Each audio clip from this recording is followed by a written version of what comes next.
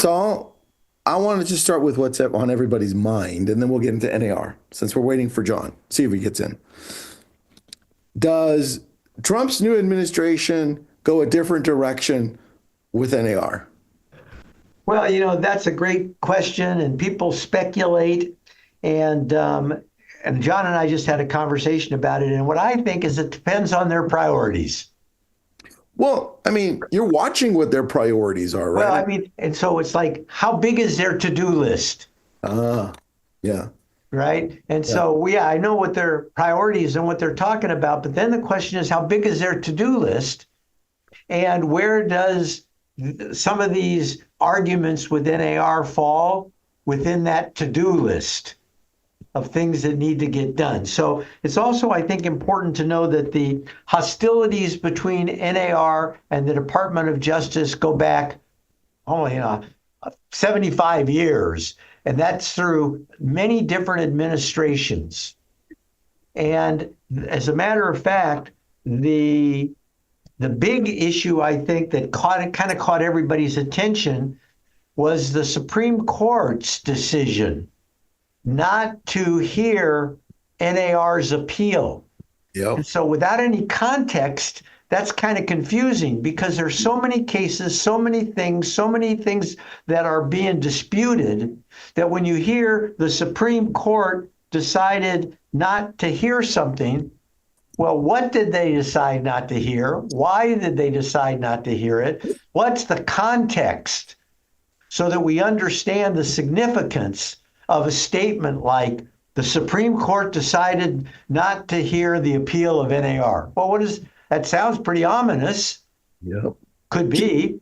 Can you hear me okay? Hey, there's John Reilly. Hey, Well, John. at least you can hear me. Yeah, You can't see me. we don't need to see you, John Reilly. I'm going to tell you why I call him John Reilly. I used to know a bunch of guys named John, and my granddaughter at the time, to be able to distinguish one John from the other, I would call them by their first and last name. Got it. Makes sense. Right? So I still call John Reilly John Reilly. What's up, John Reilly? Hey, beautiful weather here today. Unfortunately, don't have any outage of anything but the iPhone. Well, look, the iPhone's coming through for you, buddy. Okay. So we'll have to ask for your input every once in a while. So, John, we're just talking about the Supreme Court's decision not to hear the appeal of NAR or to look at their, what's it called, the writ of what? Certiorari. Certiorari that NAR files. So I'm going to give you the history that led up to what this is. And so it actually goes back to 2008. And this actually addresses the point that you asked about, Tristan, and that's, does a change of administrations matter? Yeah. And so in 2008, there was dispute over virtual office websites inhibiting innovation. MLS is inhibiting innovation in the construction of virtual office websites. And so after battling with NAR, the Department of Justice and NAR came to something referred to as a consent decree, where NAR agreed to change its rules and the Department of Justice agreed to back off. And that was a 10-year consent decree from 2008 to 2018.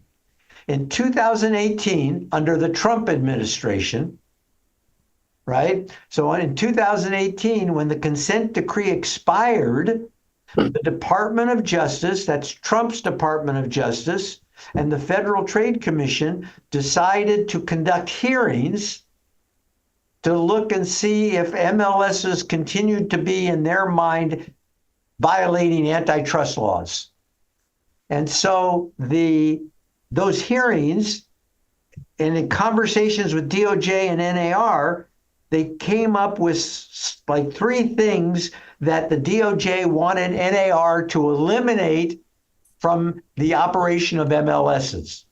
The first thing was they wanted NAR to get rid of this thing where agents would say that they worked for free. You remember that? I remember. We'll work with you buyers, and you don't pay anything. You get to work for free. That was deceptive, and the Department of Justice said, NAR, you got to remove that. And you know what else? We believe that people are steering, that they're only showing listings where compensation is being offered that is up to the level that everybody is charging, kind of a standard, even though we would deny it. And so they're filtering. So we want you, NAR, to say to MLSs that they can't filter listings. And there was one other, and then the NAR Department of Justice agreed. NAR agreed they would do those things.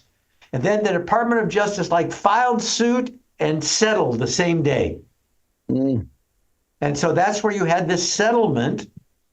And then in 2020, the administrations changed.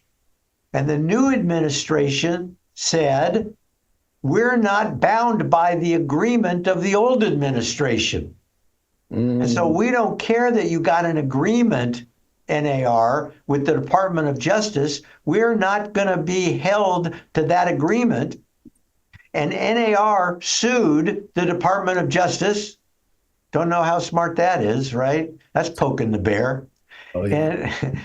And then NAR won. I don't know how you win against the Department of Justice that's made its mind up. So the Department of Justice appealed. So the NAR's filing one judge. Mm-hmm. Department of Justice appealed, 3-judge panel. Department of Justice prevailed. And then NAR filed to go to the Supreme Court. And the Supreme Court turned them down. And that's the big news of a couple weeks ago. Well, so also for the Department of Justice, as I was reading, they take on between 100 to 150 cases, and they get about over 7,000 petitions a year. So it makes sense that they choose which ones if they the Supreme Court, yes. Supreme Court, sorry. And so looking at it, I'm like, okay, well, it makes sense. But what does this allow the Department of Justice to do since NAR's appeal was shot down? Like, what are we concerned about as agents? Yeah, so now what it means is that the cuffs are off. That, I guess, what it means is that the Department of Justice can renege. And so by reneging, that means they can go after things that they were interested in, like clear cooperation, like the 3-way agreement, like group boycott. What am I leaving out, John Reilly? Well, steering was another one. And mostly, too, the commingling of MLS and non-MLS listings is a big one. And by the way, they can also totally dig in fully to the participation agreement, the offer of compensation. That was only settled in the NAR settlement, of which DOJ was not a party. So they can dig really deep and put a lot of pressure on the NAR and also some of the associations and MLSs if they file these civil investigative demands, these CIDs. So we'll put the Supreme Court thing to bed. What happened was, you'll see where there was a major decision by the Supreme Court, and that what that's done is it's opened the doors for the DOJ. Okay, so that's done for now, right? Perfect. We'll put it over here. We'll put it over here. We'll put it on the side. And so now the Department of Justice can look at the things that it feels are a priority, some of which are in civil litigation right now. And John mentioned in the case of Sitzer, which was settled by NAR, remember that was a civil litigation and the Department of Justice was not a party to it. So everybody was worried about what's the Department of Justice going to say? Do they like it? Do they not like it? They filed a statement of interest. They liked it a little bit. They didn't like it a lot.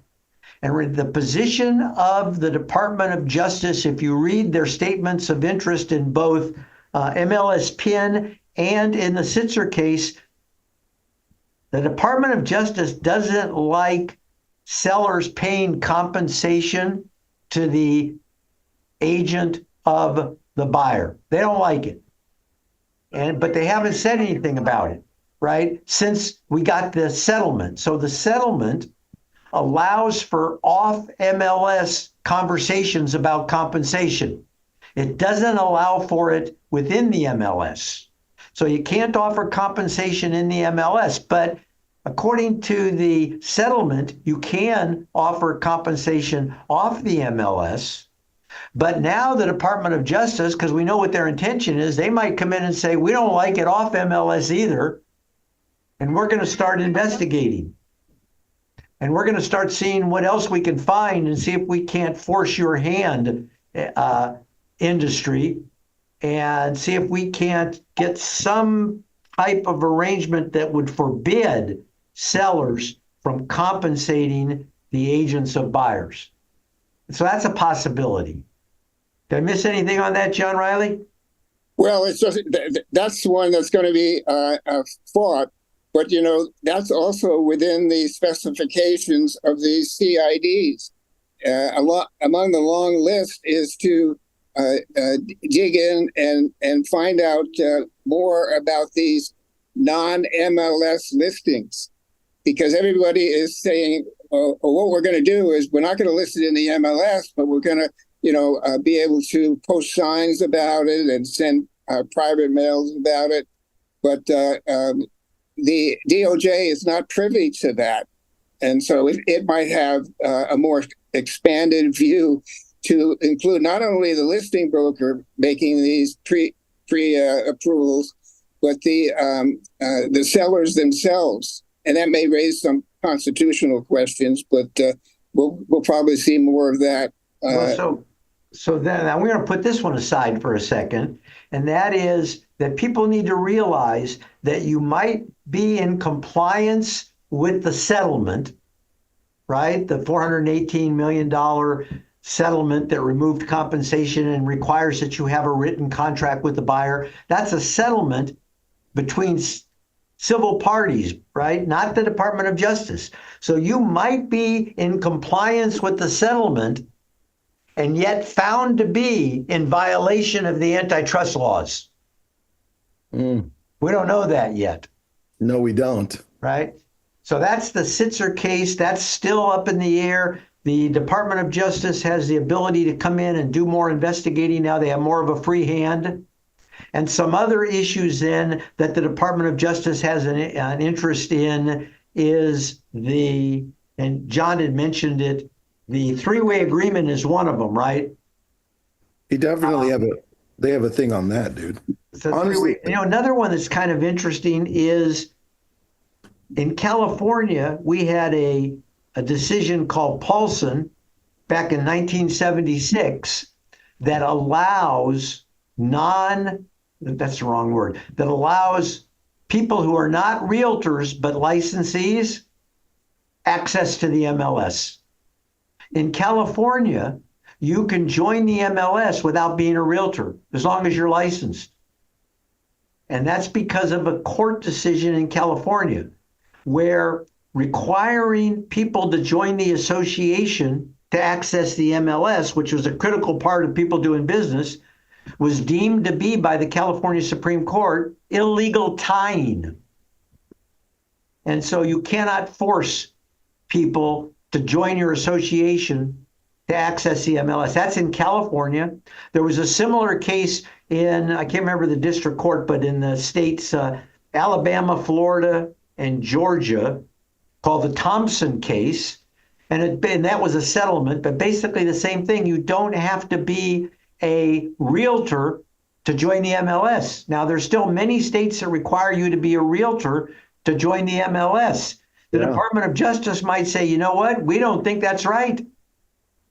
We think that like California, like Florida, Alabama, and Georgia, you should have the ability to join the MLS without joining the association. We don't know where they'll land on that, but that's something else that might be attacked.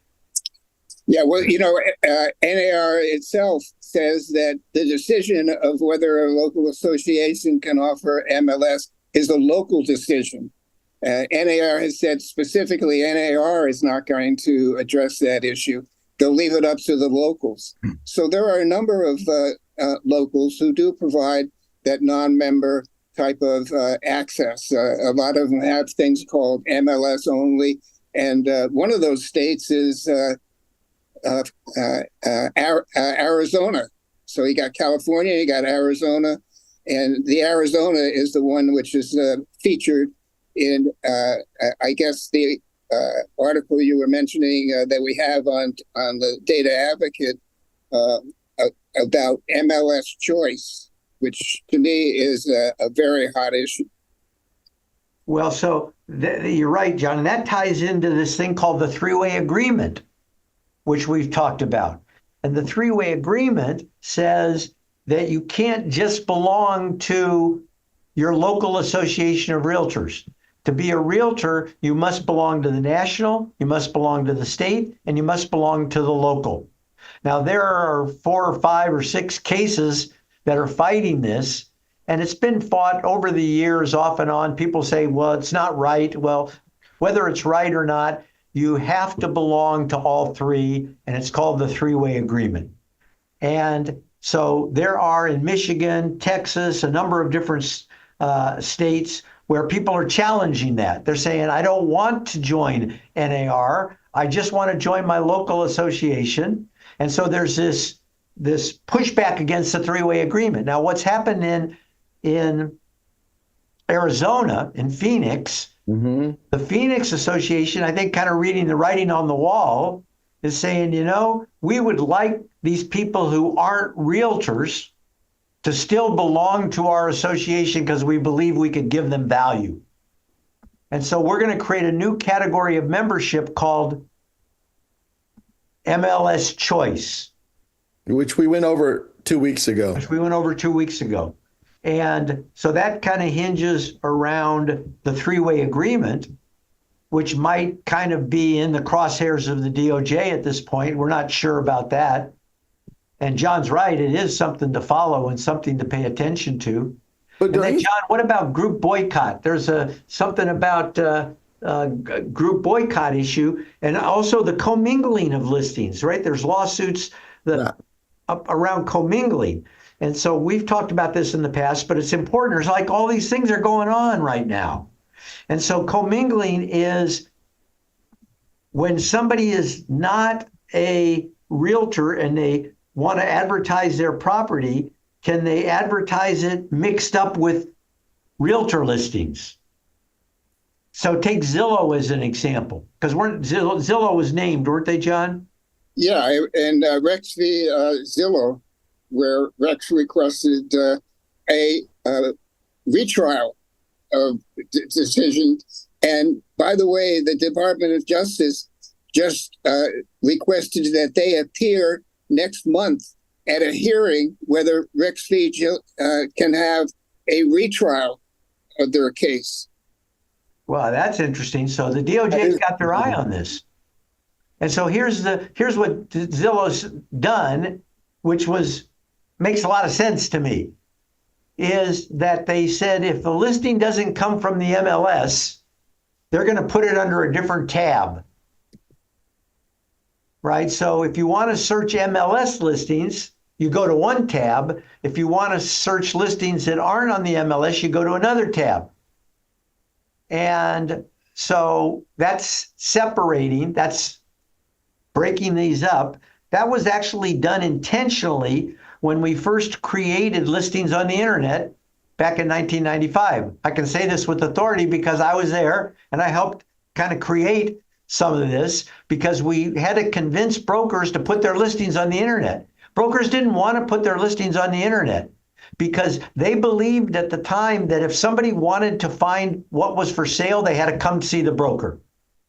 They had to actually call your office or come into your office. There wasn't a place where they could go, where consumers could go, where everything was visible. So brokers weren't sold on the idea of putting listings on the internet because they believed it gave away part of their value. And so we had to make promises to convince brokers that they should put their listings on the internet. We had to create policies that didn't that didn't put the broker at a handicap, because broker said, look, if I put my listings up there, everybody will know and they won't have to come to me to find out what's for sale. I want them to come to me to find out what's for sale. I took that listing. And so we made promises back in that time. We said, okay, we want you to give us your listings. This is when we built Realtor.com. We want you to give us your listings so we can put them up on the internet, but we won't allow for sale by owners to go there. Because what happens when you get all the listings of the industry, of the brokers and the MLSs, you create a critical mass. Yeah. And once you create a critical mass, people will go there because they can find everything in one place. And it would have been really handicapped brokers if we said, here's the critical mass, all the eyeballs are going to the critical mass, and if we let FSBOs or for sale by owners put their listings with your listings, then that would maybe be a reason that FSBOs wouldn't have to list with a broker. And we don't want to give them reasons not to list with a broker. So we at that time said, we're not going to allow the commingling of non-MLS listings with MLS listings. And what all Zillow was doing, I believe, is kind of in the spirit of that rule that we created back in 1995, saying we're putting these, and by the way, MLS listings are the best listings. They're the cleanest listings. They're the most accurate listings. They are policed. They have mandatory fields. So in my mind, it makes sense to separate the listings. I would call MLS listings the authoritative listings.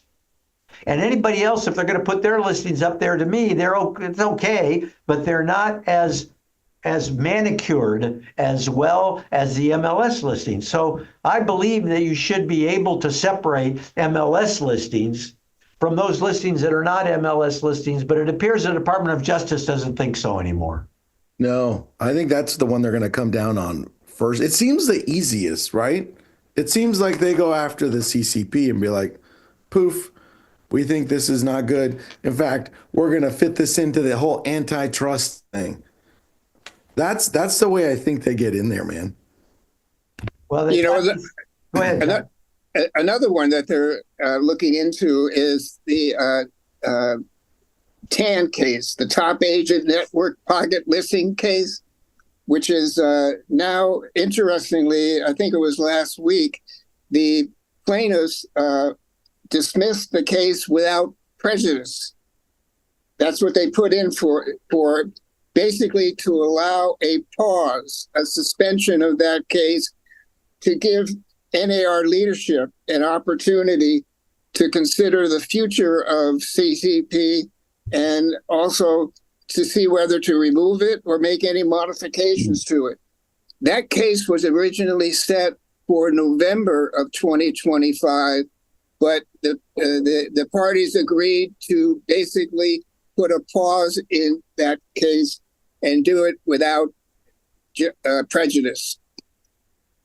Yeah, so this is where these private listing networks, right, that there were actually these couple of cases where the private listing networks have said they're going to back off just to see what takes place. That doesn't mean they're gone, right, John? Exactly. Not. It's without prejudice. So MLS, so PLN, Private Listing Network, and Top Agent Network, these private listing services, and this relates to clear cooperation policy. When I'm an advocate for clear cooperation policy in some form, I believe in mandatory submission. That's what makes MLS work. I believe you should put your listings into the MLS, good, bad, ugly, right? You should have to do that. But these other private networks, they say, look, put them in the private networks. And that has its own potential for problems, for fair housing violations, a number of things. And I'd be very cautious. And my advice to people about should I join a private listing network is to ask your broker before you do anything, right? Ask your broker. So, but those things they kind of like it was news. They backed off, but they only backed off to kind of see what happens with NAR's policy on clear cooperation. And then if it doesn't satisfy them, they could come back. Those cases. Look, I agree on clear cooperation. I think in the way that it stands, even though I think it has some flaws, I think it's better to have it for the consumer. I'm thinking consumer. It puts everything in one place, right? And it kind of verifies a lot of things for them. It makes it easier. But if the Department of Justice comes in and says, scratch that, right? The reason that Zillow and Redfin love it is because it puts it all in one place. If it separates it, and now they have to go to, let's say, I'm just going to bring them up, Compass, because Compass would want to keep things off, right? And share it only with their people. Then they could easily be like, hey, Zillow, we're not going to give you that information. In fact, we're not going to give it to anybody. It's just going to be just for us. And then now where the consumer goes and typically gets their information, which is Zillow and then Redfin, they're not going to have that information. So, yeah, I think it hurts the consumer. Definitely. Yeah, and remember Zillow and Redfin, they get their listing data from the MLS, right? So the MLS feeds the portals. Why? Because they're brokers. And we have to give it to brokers. And so we do. And so there's a number of, the portals that have become brokers to get access to the data. Guys, but I believe, and I've believed this for years, that exposure sells real estate.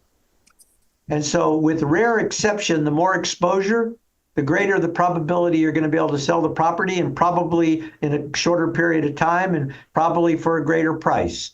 And obviously that's not for every home. And that's why you can have office exclusives.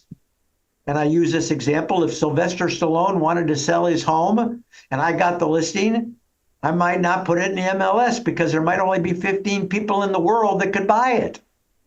So the mass exposure doesn't do that type of property, but the average type of property that's for sale in this country, it benefits the seller, it benefits the buyer, and anybody who would claim that less exposure is better, I question that. Yeah, I agree. So, Saul and John, now that we're at the top of our time, what do you think is next? Like, what happens between the Department of Justice and NAR? And what do you think NAR is facing that's the biggest challenge right now? Well, as far as what the DOJ is concerned about, it's all aspects of the issue. And we've just been focusing on the residential real estate. But DOJ has a major case against a company called RealPage. And that started off as one which was both a criminal and a civil case. But the case was finally, the criminal side was finally dismissed.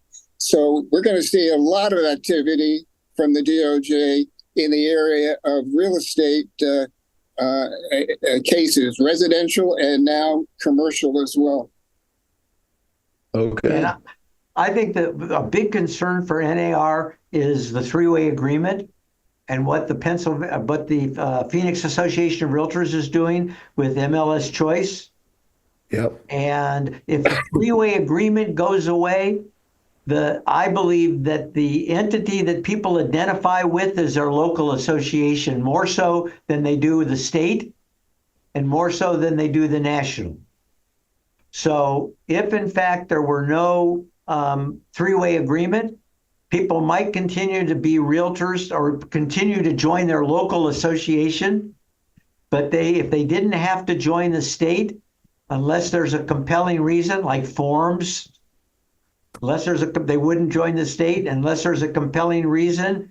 No. They wouldn't join the national. So I think that should be of major concern to the National Association of Realtors, is watching very carefully what happens and doing everything it can to work with local associations to come up with solutions before they become problems.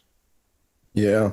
I think the leadership change, it takes some time to notice, right? It takes some time to actually put that into our perspective of what's actually changing, what we're doing, what they're offering. Part of that, I think they've done a terrible job of marketing how they've helped us, right? I still think they're doing a terrible job of marketing, right? Well, they got Nakia Wright as the new CEO. She's been Yeah, around for 6 months or whatever now. And they just hired Sherry Chris. And so Sherry's well known in the industry, nice lady, Better Homes. yeah. And I And remember, so, hopefully that'll be an improvement and they'll start making their value known. I've been a realtor for almost 50 years. And, I pay my dues. I'm a major contributor to RPAC. And because I believe in what organized real estate can do, and it's worth the money to me. First, have somebody fight for 1031 exchanges, to have somebody fight for mortgage interest deductions, to have somebody fight for, a lot of people didn't know this, but during COVID, you could get unemployment as a realtor. Now, as a real estate agent, you can't get unemployment typically because you're employed theoretically. And so because you have a license, you can't go get it. You leave a broker, you can't go get unemployment. But during COVID, you could. And that was and why was that made available? Because NAR fought for it. So you're right, Tristan, NAR doesn't enough to toot its own horn, right? sounds like they need a new CMO, man. They're looking for you. I'm just saying. Saul, John, thanks again. Appreciate you guys and everyone else jumped in. Thank you. Great questions, great engagement. Have Go an to awesome- thedataadvocate.com. Yeah, I'll put up You're welcome. the link. Let me put up the link We'll again. put all that stuff, in the questions. We'll see if we can develop answers for them and get them up there where you can get the answers to your questions. Hey, by the way, Tristan, I just got notice that we have another 3 hours before I get power restored. So that means I'm forced to if I'm looking for sunshine, I have to go to the beach now. So I'll see you guys later. Yeah, have fun, John Reilly. That's terrible, John Reilly. That's terrible. Thanks, everybody. Good to see you.